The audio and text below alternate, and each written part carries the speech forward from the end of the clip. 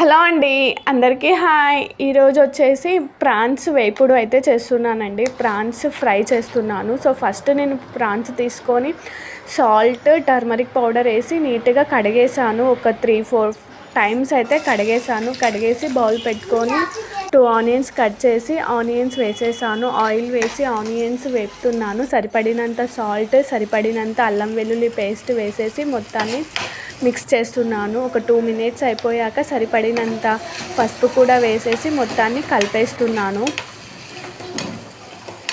So ఇంకా almost onions మొత్తం fry అయిపోయాయి. అందులోనికి కడిగి పెట్టుకున్న ప్రాన్స్ని అయితే వేస్తున్నాను. ఇవి ఉడకడానికి ఒక 10 మినిట్స్ అలా టైం పడుతుంది. సో ఆల్మోస్ట్ మొత్తాన్ని కలిపేసాను.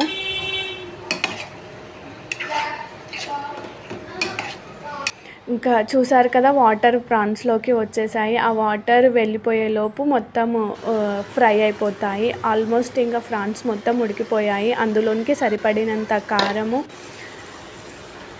సరిపడినంత ధనియా పౌడర్, సరిపడినంత గరం మసాలా వేసేసి మొత్తాన్ని అయితే కలిపేస్తున్నాను.